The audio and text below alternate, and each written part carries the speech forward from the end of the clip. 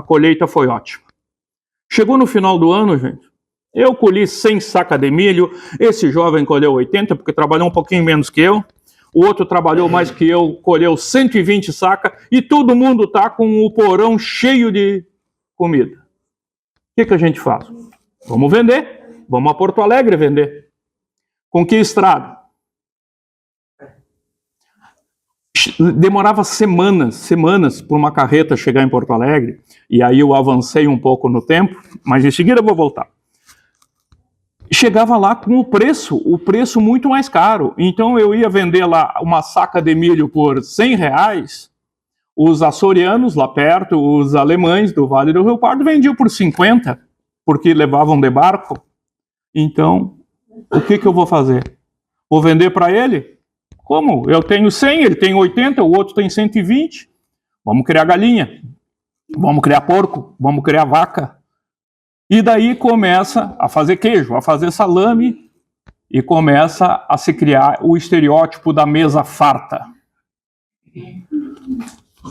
Esses imigrantes, gente, eles eram convidados, vamos dizer assim, na Itália, por mediadores do Império que ganhavam, por cada família que traziam para cá, eles ganhavam dinheiro. E daí o que acontece? Eles vendo isso, eles retratam isso para os italianos e dizem, ó, lá tem duas coisas que vocês não têm aqui, terra e comida. Mas tem muita comida. Tem muita comida. E aí se estabelece um fluxo cada vez maior, até o século XX, 1930, de imigrantes italianos. O que eu falei para vocês, no início era tudo no ombro, tá? Este livro eu vou deixar um na biblioteca depois para quem quiser consultar, tá?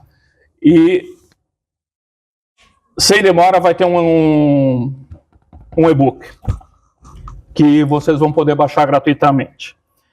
1877, os tropeiros. 1890, as carretas. Gente, quando chegaram as carretas, era um delírio. A meninada aqui, ó, que gosta de carro, esporte, quando vocês veem uma Ferrari, vocês não param. Ah, olha uma Ferrari. Com as carretas era a mesma coisa. Era um acontecimento.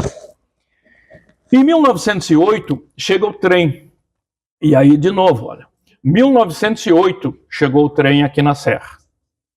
Carlos Barbosa. Em Bento Gonçalves, em 1919. O trem já existia na Quarta Colônia, que também recebeu os imigrantes italianos, desde 1860. Na Inglaterra, desde 1800 e alguma coisinha. Então você vê que o trem chegou aqui com um século de diferença em relação à Europa. E daí, a partir de 1930, os caminhões, que os nossos imigrantes se apaixonam pelo caminhão, pela força, pela versatilidade, né? Por tudo isso. O caminhão vem substituir a carreta. A falta de conhecimento destes homens com a máquina era tão grande que aqui em São Marcos, o seu Carlos Miquelon, que era carreteiro, tinha uma carreta, foi comprar um caminhão. Chegou lá, eu quero um caminhão. Como é que o caminhão o senhor quer? O mais barato. Com cabine ou sem cabine? Sem cabine, o mais barato. E comprou um caminhão sem cabine, que era vendido muito na época. Ele comprou porque era mais barato e ele não sabia o que era a cabine. E chegavam lá, os caras diziam, não, tu pisa ali, acelera assim, e assim eles iam, né, aprendendo. Agora, o que é o grande diferencial desses homens para o que nós temos hoje? Primeiro, eles não tinham opção, gente. Não tinha plano B. Eles tinham que trabalhar diuturnamente. O Irani resolveu fabricar o suco de açaí, por quê? O açaí saía da comunidade que colhia a R$10, chegava na fábrica a 90. Ele fez a fábrica ir até o produtor e paga 30. Eu estou falando em números hipotéticos, mas paga 3 vezes mais, compra mais barato, mas paga 3 vezes mais. Ainda sobre valores, eu tenho uma outra história para vocês. Um homem chamado Ivanor Ossani, motorista de caminhão, comprou, lá tinha uma frota de 7 caminhões de vacaria. Numa semana, um caminhão bateu, foi perda total. O outro caminhão, o motorista dele, fazendo uma ultrapassagem proibida numa ponte, bateu de frente com outro caminhão. Esse motorista, infelizmente, faleceu. O outro, graças a Deus, não, mas era um homem já de idade, tinha uns 60 e poucos anos.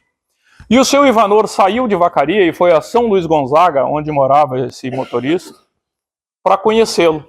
Chegou lá, conversou com ele, disse, tem mais caminhão? Não tenho. Então é o seguinte, eu vou te dar um dos meus caminhões. Tu passa lá na empresa e esse caminhão é teu. Saiu dali, o filho dele, o Paulo, que me contou essa história, disse, mas papai, nós tínhamos 7 caminhões, perdemos 2 no acidente, agora tu deu mais um. Nós perdemos 50% da nossa frota em uma semana. O senhor devia ter deixado ele buscar na justiça o direito dele. O seu Ivanor disse, não. O nosso motorista estava errado. Nós não precisamos perguntar para a justiça quem estava certo ou errado. Nós não precisamos que a justiça vá arbitrar uma pena para nós. Ele perdeu um caminhão. Eu dei o caminhão para ele e devia ainda pagar os dias parados dele. Então, estes são os valores, gente, que eram valores da imigração, tá? Volta e meia, quando eu reúno o meu conselho editorial, a gente entra numa discussão. Tá, mas esses valores foram feitos aonde? Esses valores foram construídos através da história da imigração. A religiosidade eles trouxeram de lá, a família eles trouxeram de lá, mas outros valores foram construídos aqui, foram através das dificuldades